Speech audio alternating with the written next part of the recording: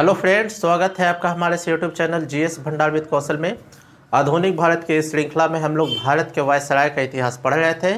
पिछले वीडियो में हम लोग लॉर्ड कर्जन तक पढ़ चुके हैं। आज हम उससे आगे पढ़ने वाले हैं। आज हम मेन रूप से लॉर्ड मिंटो द्वितीय, लॉर्ड हार्डिंग द्वितीय, Lord Chelmsford, Lord reading, Lord Irwin, Lord Wellington, Lord Linlithgow, Lord Wavell, Lord Mountbatten के बारे में पढ़ने वाले हैं। और इस प्रकार आज आपका ये भारत का वायसराय कंप्लीट हो जाएगा। तो सबसे पहले, जैसा कि हर वीडियो में करते हैं, सबसे पहले इनका क्रम याद कर लेना है। लॉर्ड मिंटो द्वितीय 1905 से 1910, लॉर्ड हार्डिंग द्वितीय 1910 से 1916, लॉर्ड चेम्सफोर्ड 1916 से 1921, लॉर्ड रीडिंग 1921 से 1926, लॉर्ड इरविन 1926 से 31। स्टार्टिंग से फिर से, लॉर्ड मिंटो द्वितीय 1905 से 10, लॉर्ड हार्डिंग द्वितीय 1910 से 16, लॉर्ड चेम्सफोर्ड 1916 से 21, लॉर्ड रीडिंग 1921 से 26, लॉर्ड इरविन 1926 से 31। उसके बाद लॉर्ड वेलिंगटन 1931 से 36, लॉर्ड लिनलिथगो 1936 से 44, लॉर्ड वेवेल 1944 से 47 और सबसे लास्ट में लॉर्ड माउंटबेटन 1947 से 1948, अर्थात मार्च 1947 से जून 1948 तक रहता है। और सबसे लास्ट में जो स्वतंत्र भारत के जो गवर्नर जनरल पुनः बनते हैं, वो एकमात्र भारतीय बनते हैं जिनका नाम होता है सी राजगोपालाचारी, जो 1948 से 1950 तक रहते हैं। और उसके बाद भारत का संविधान लागू हो जाता है और उसके बाद भारत की जो शासन व्यवस्था है वो भारतीय संविधान के अनुरूप ही चलने लगती है। तो आज हम पढ़ते हैं लॉर्ड मिंटो द्वितीय। लॉर्ड मिंटो द्वितीय का शासनकाल 1905 से 10। ये जितने भी वायसराय हैं, इनके समय में क्या क्या घटनाएं घटी, ये सब हम जान लेते हैं कि इनके समय की ये घटना है। बाकी इस घटना को आगे आने वाले वीडियो में, जिसमें भारतीय स्वतंत्रता आंदोलन का वर्णन होगा, उसमें हम विस्तार पूर्वक पढ़ेंगे। बस इसमें जो वायसराय है उसके समय में क्या घटनाएं घटी है वो जान लेना है। तो 1905 से 1910 लॉर्ड मिंटो द्वितीय का शासनकाल। लॉर्ड मिंटो द्वितीय के शासनकाल में ही आगा खान और सलीमुल्लाह खान के नेतृत्व में ढाका में मुस्लिम लीग की स्थापना 1906 ईस्वी में की जाती है। तो मुस्लिम लीग की स्थापना पहली बार 1906 ईस्वी में ढाका में आपके आगा खान और सलीमुल्लाह खान के नेतृत्व में की जाती है। उसके बाद 1907 का जो कांग्रेस का जो सूरत विभाजन होता है, भारत में शासन व्यवस्था को चलाने को लेकर गर्म दल और नरम दल में अलगाव हो जाता है। यही चूँकि ये विभाजन कांग्रेस के सूरत अधिवेशन में होता है, इसलिए कांग्रेस का सूरत विभाजन भी इसे कहा जाता है। तो ये किसके समय में हुआ था? तो लॉर्ड मिंटो द्वितीय के समय में। ये क्यों होता है, ये आगे आने वाली वीडियो में हम लोग विस्तार पूर्वक पढ़ेंगे। उसके बाद मुसलमानों के लिए एक अलग निर्वाचन पद्धति की व्यवस्था की जाती है, जिसे हम मार्ले मिंटो सुधार अधिनियम भी कहते हैं। तो मार्ले मिंटो सुधार आपका 1909 ईस्वी में होता है। तो इस प्रकार लॉर्ड मिंटो द्वितीय से 3 पॉइंट याद रखने हैं। लॉर्ड मिंटो द्वितीय का शासनकाल 1905 से 10। 1906 में मुस्लिम लीग की स्थापना आगा खान और सलीमुल्लाह खान करते हैं। कहाँ? ढाका में। उसके बाद 1907 में कांग्रेस का सूरत विभाजन। उसके बाद मार्ले मिंटो सुधार 1909 में। आखिर ये क्या था मार्ले मिंटो सुधार, ये हम आगे आने वाली वीडियो में कंप्लीट पढ़ेंगे। चलिए, लॉर्ड मिंटो द्वितीय हो गए। अब आगे आते हैं लॉर्ड हार्डिंग द्वितीय। लॉर्ड हार्डिंग द्वितीय 1910 से 16। सबसे पहले लॉर्ड हार्डिंग द्वितीय के शासनकाल में 12 दिसंबर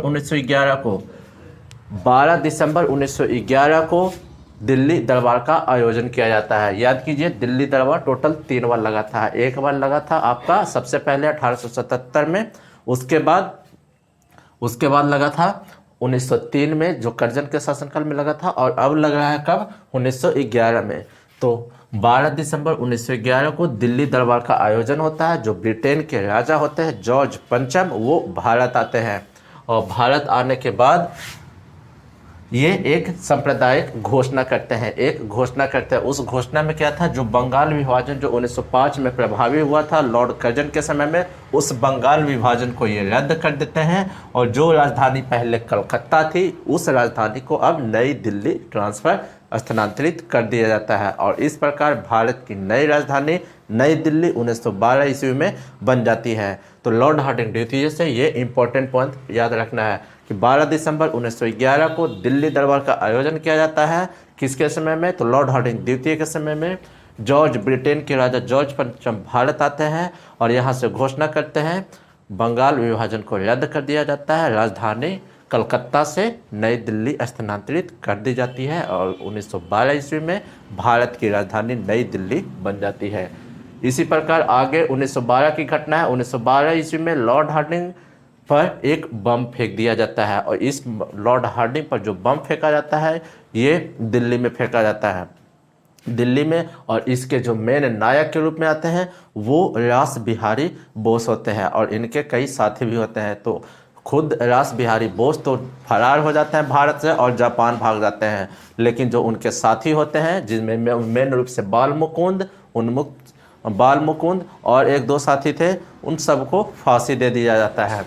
तो लॉर्ड हार्डिंग पर बम फेंकने के कारण बाल मुकुंद को फांसी दे दी जाती है, लेकिन मेन नायक जो होते हैं वो होते हैं रास बिहारी बोस, जो फरार होकर जापान भाग जाते हैं।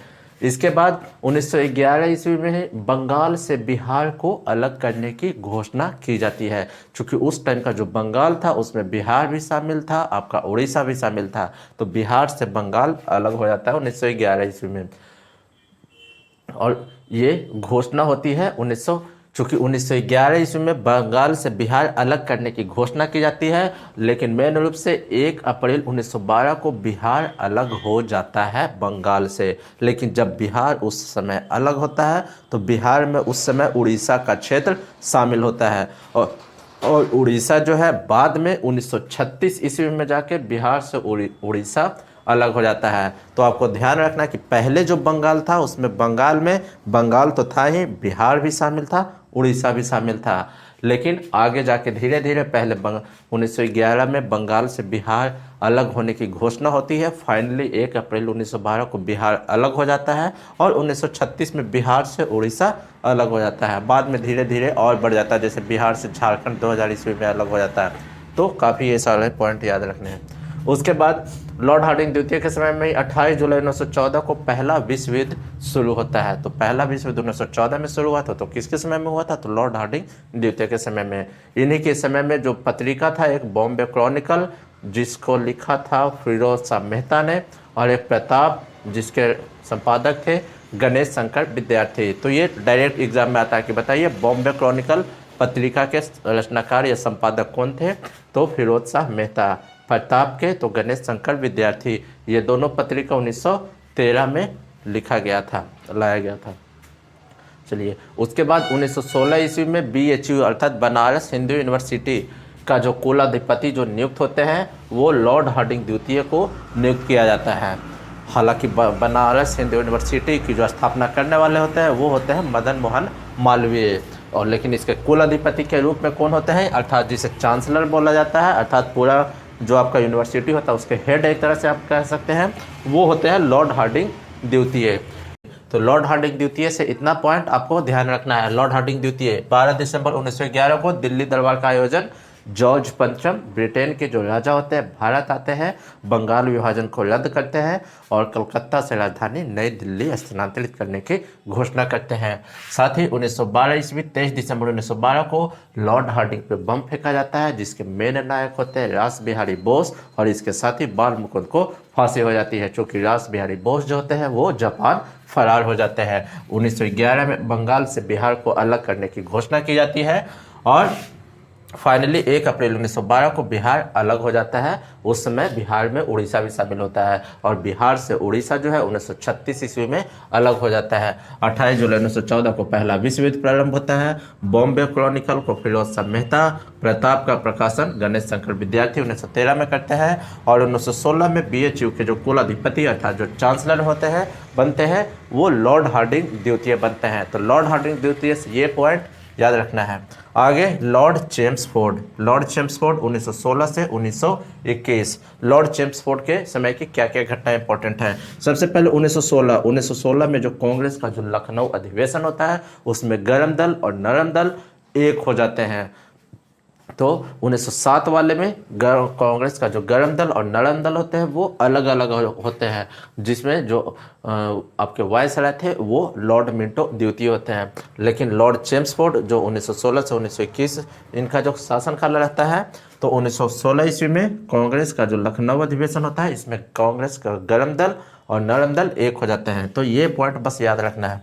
1916 में होम रूल लीग आंदोलन चलाया जाता है। होम रूल अर्थात तो होम मीन्स घर और रूल मीन्स शासन, यानी घर का शासन, जिसे गृह शासन आंदोलन भी बोला जाता है। ये मेन रूप से तिलक और बाल गंगाधर तिलक और एनी बेसेंट के द्वारा चलाया जाता है। दोनों 1916 ईस्वी में यह स्टार्ट होता है। अप्रैल 1916 ईस्वी में बाल गंगाधर तिलक स्टार्ट करते हैं और आपके सितंबर महीने में एनी बेसेंट स्टार्ट करते हैं। ये बम्बई वाले क्षेत्र में होते हैं तिलक, और एनी बेसेंट मद्रास वाले क्षेत्र से इसे स्टार्ट करते हैं होम रूल आंदोलन। तो बस ये ध्यान रखना कि होम रूल आंदोलन तिलक और एनी बेसेंट 1916 में स्टार्ट करते हैं। उस समय जो वायसराय होते हैं लॉर्ड चेम्सफोर्ड होते हैं। चलिए, 1916 ईस्वी में ही पटना हाई कोर्ट की स्थापना और 1916 ईस्वी में ही पुणे में महिला विश्वविद्यालय की स्थापना की जाती है। 1919 का जो रॉलेट एक्ट था, जिसे बिना वकील बिना दलील का कानून कहा जाता था, ये लॉर्ड चेम्सफोर्ड के शासनकाल में ही लाया जाता है। आखिर ये सब क्या था, रॉलेट एक्ट, ये सब क्या था, होम रूल, ये सब आगे आने वाले वीडियो में कंप्लीटली और विस्तार पूर्वक बताया जाएगा। बस ध्यान रखना है कि ये घटनाएं इस वायसराय के शासनकाल में घटित हुई। 1919 का रॉलेट एक्ट, 1919 में ही मॉन्टेग्यू चेम्सफोर्ड सुधार अधिनियम लाया गया। 13 अप्रैल 1919 को जालियांवाला बाग हत्या कांड हुआ। उसके बाद 1918 ईस्वी में गांधी जी द्वारा अहमदाबाद और खेड़ा का जो किसानों का एक आंदोलन था उसे सफल बनाया गया था। 1918 में ही पहला विश्व युद्ध की समाप्ति हो गई थी। तो 1914 में इसकी शुरुआत हुई थी पहले विश्व युद्ध की, 1918 में समाप्ति हुई थी। 1917 में शिक्षा पर जोर देने के लिए सैडलर आयोग का जो गठन किया गया था वो लॉर्ड चेम्सफोर्ड के समय में किया गया था। बाकी आपका खिलाफत आंदोलन और असहयोग आंदोलन जो 1920 में हुआ था, ये सारी घटनाएं जो थी आपके लॉर्ड चेम्सफोर्ड के समय में घटित हुई थी। तो ये सारा पॉइंट आपको ध्यान रखना है। जब आपको ये पता रहेगा कि लॉर्ड चेम्सफोर्ड का शासनकाल 1916 से 21 है, तो बीच की सारी घटनाएं जो होगी लॉर्ड चेम्सफोर्ड के शासनकाल में ही घटित हुई होगी। तो ये लॉर्ड चेम्सफोर्ड से इतना याद रखना है। उसके बाद लॉर्ड रीडिंग का शासनकाल 1921 से 26।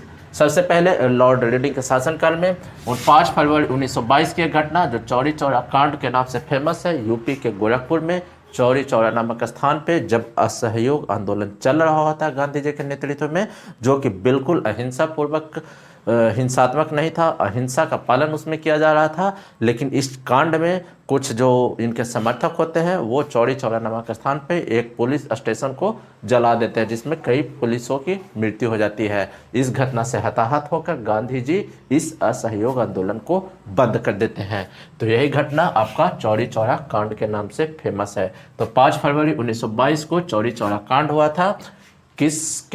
किस वायसराय के शासनकाल में, किस वायसराय था, कौन सा वायसराय थे, तो लॉर्ड रीडिंग। उसके बाद 1923 ईस्वी में स्वराज पार्टी का एक गठन किया जाता है इलाहाबाद में, जो किसके नेतृत्व में होता है, मोतीलाल नेहरू और चित्तरंजन दास। तो स्वराज पार्टी की स्थापना 1923 में इलाहाबाद में मोतीलाल नेहरू और चित्तरंजन दास के नेतृत्व में किया जाता है। 1921 ईस्वी में प्रिंस ऑफ वेल्स जो इंग्लैंड के पास वाला क्षेत्र था, तो प्रिंस ऑफ वेल्स का जो आगमन होता है वो भारत में होता है, और भारत में इसके आगमन होते के साथ ही संपूर्ण भारत में इसके विरोध में हड़ताल जारी हो जाता है। तो क्यों हड़ताल होता है ये सारा हम आगे आने वाले वीडियो बताएंगे। तो 1921 में बस ध्यान रखना है प्रिंस ऑफ वेल्स का भारत आगमन और इसके विरोध में पूरे भारत में हड़ताल।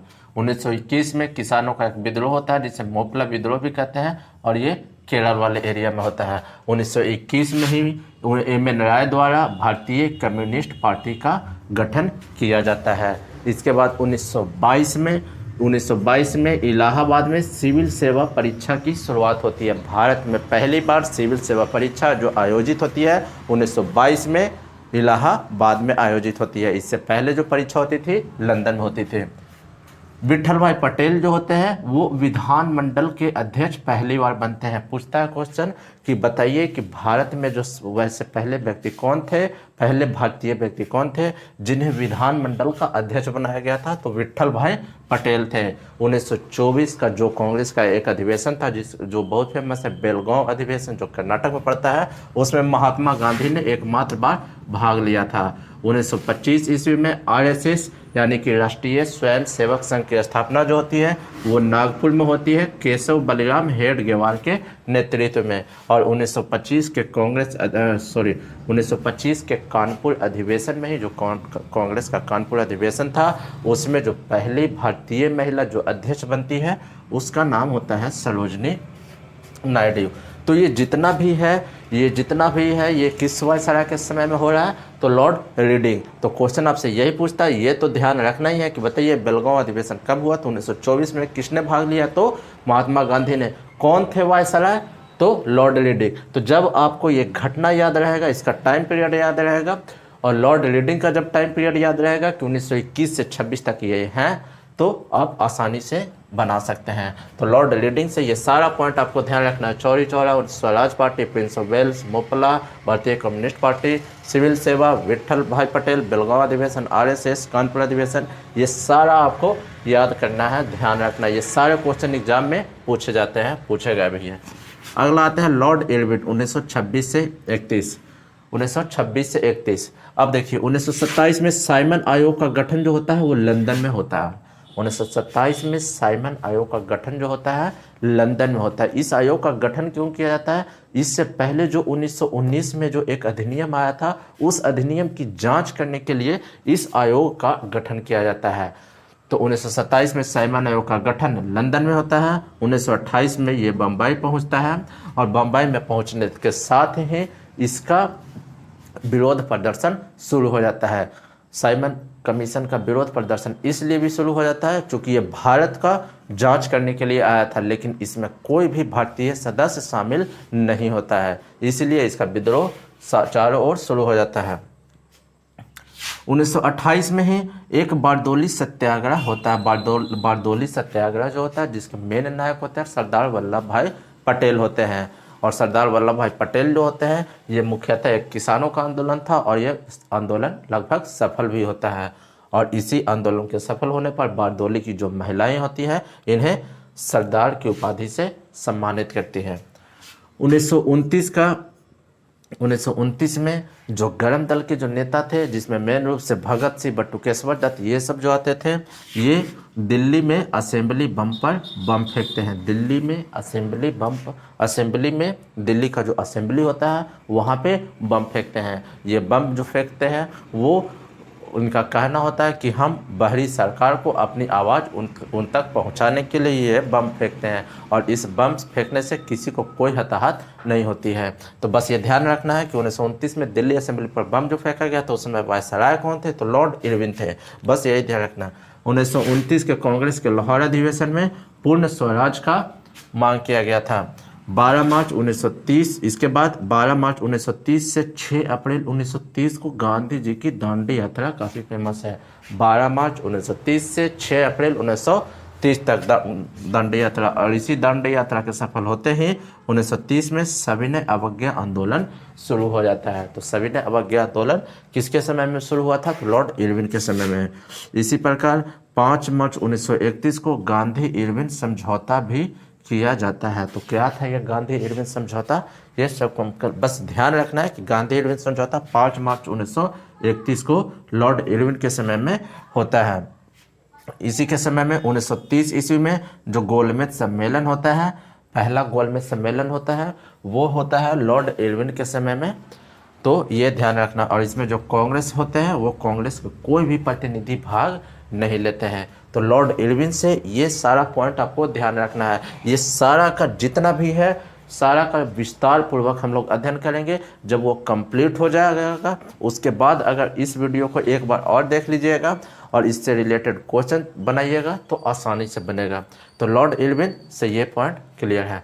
चलिए अब आगे आता है लॉर्ड वेलिंगटन 1931 से 36। लॉर्ड वेलिंगटन 1931 से 36, लॉर्ड वेलिंगटन के शासनकाल में दूसरा गोलमेज सम्मेलन होता है, और दूसरा गोलमेज सम्मेलन में कांग्रेस की ओर से गांधी जी जो होते हैं भाग लेते हैं, लेकिन ये जो गोलमेज सम्मेलन होता है वो असफल हो जाता है और गांधी जी पुनः आकर भारत में 1932 ईस्वी में पुनः सविनय अवज्ञा आंदोलन बंद कर देते हैं, क्योंकि जब यह गांधी इरविन समझौता होता है, इस आंदोलन के तहत जो सविनय अवज्ञा आंदोलन भारत में चल रहा होता है गांधी जी के नेतृत्व में, वो बंद हो जाता है।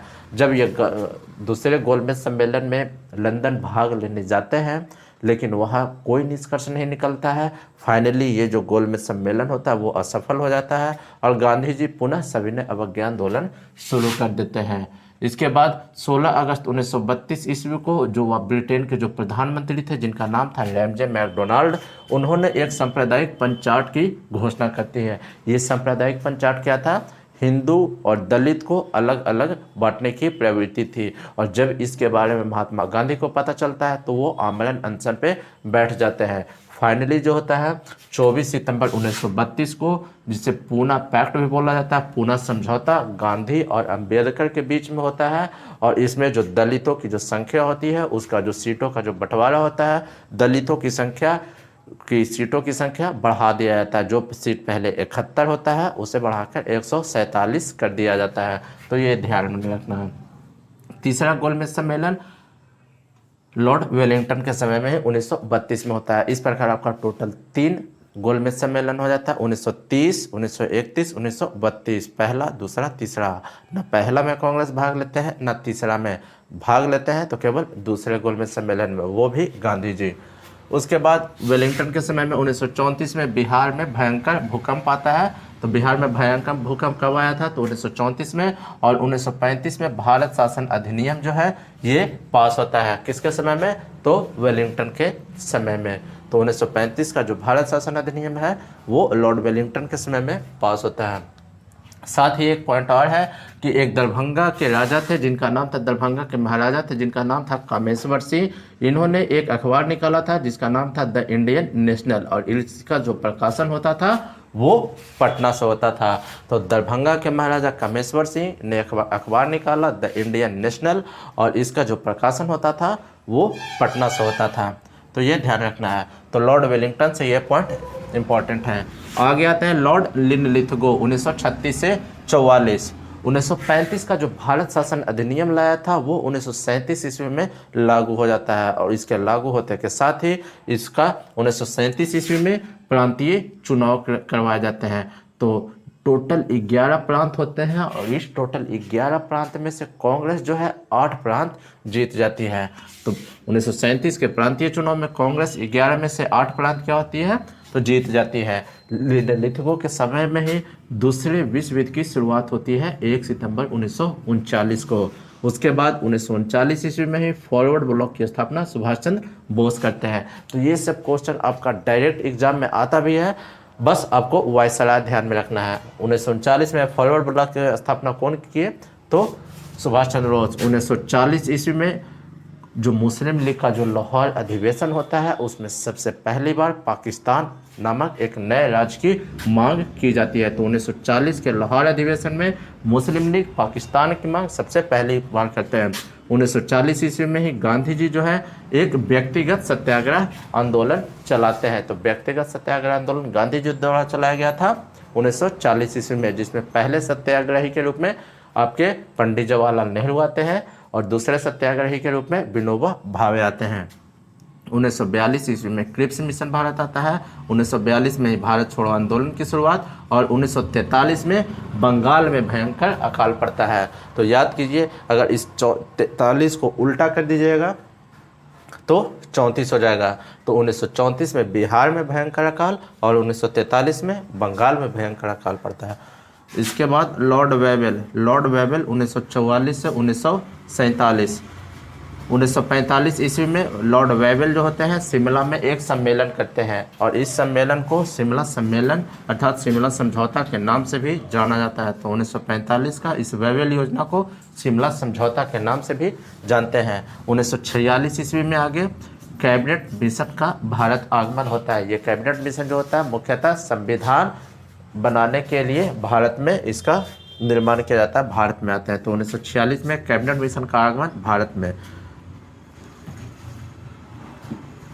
उस समय जो आपके ब्रिटेन के जो प्रधानमंत्री होते हैं जिसका नाम था क्लीमेंट एटली, वो घोषणा करते हैं कि जून 1948 तक जो भारत की जो सत्ता है वो भारत के हाथों में होगी।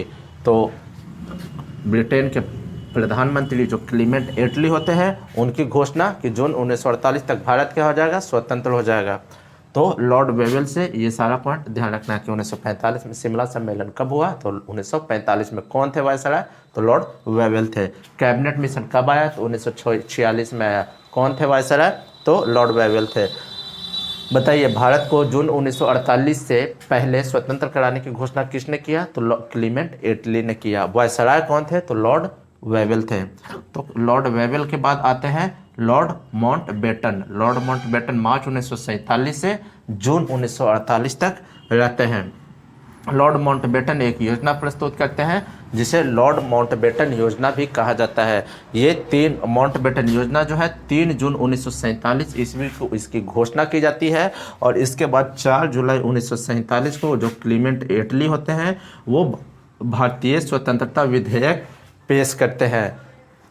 हाउस ऑफ कॉमन्स जो लंदन में होता है वहाँ पेश करने के साथ ही इसकी स्वीकृति जो है 18 जुलाई 1947 को इसकी स्वीकृति मिल जाती है और फाइनली 15 अगस्त 1947 को जो है भारत आपका स्वतंत्र हो जाता है और भारत 2 राष्ट्र में बट जाता है, भारत और एक पाकिस्तान। तो माउंटबेटन से आपका ये पॉइंट, माउंटबेटन योजना कब लाया गया था, इसकी घोषणा कब हुई, तो 3 जून 1947 को। क्लीमेंट एटली ने हाउस ऑफ कॉमन्स में भारतीय स्वतंत्रता विधेयक कब पेश किया, तो 4 जुलाई 1947 को पेश किया। स्वीकृति 18 जुलाई 1947 को मिली और फाइनली भारत जो है 15 अगस्त 1947 को आज़ाद हो गया और भारत और पाकिस्तान 2 नए राष्ट्र बनते हैं। इसके बाद लॉर्ड माउंटबेटन के बाद एक स्वतंत्र भारत के जो गवर्नर जनरल बनते हैं उसका नाम होता है सी चक्रवर्ती राजगोपालाचारी। चक्रवर्ती राजगोपालाचारी ये आपके जून 1948 से 1950 तक रहते हैं। इसके बाद भारत इसके बाद भारत का अपना संविधान लागू हो जाता है और भारत की शासन व्यवस्था भारतीय संविधान के अनुरूप ही चलने लगती है। तो ये जितने भी भारत के वायसराय थे, स्टार्टिंग हम लोग बंगाल के गवर्नर से किए थे, बंगाल के गवर्नर जनरल, फिर भारत के गवर्नर जनरल, फिर भारत के वायसराय के बारे में हम लोग आज कंप्लीट इसे पढ़ लिए हैं। तो जितने भी वायसराय हैं, जितने भी गवर्नर जनरल हैं, उसके समय में क्या क्या घटनाएं घटी हैं वो सारा आपको क्लियर हो चुका है और ये सारा पॉइंट आपको ध्यान रखना है क्योंकि यहाँ से आपके क्वेश्चन पूछने के चांस सबसे ज़्यादा होते हैं। तो इसके बाद इस पूरे सेशन को जितना वीडियो कंप्लीट है उसे आराम से देखिए, उसका ऑब्जेक्टिव बनाइए, आपसे क्वेश्चन बनेगा ही बनेगा। तो फिर मिलते हैं आपसे अगले वीडियो में, तब तक के लिए जय हिंद।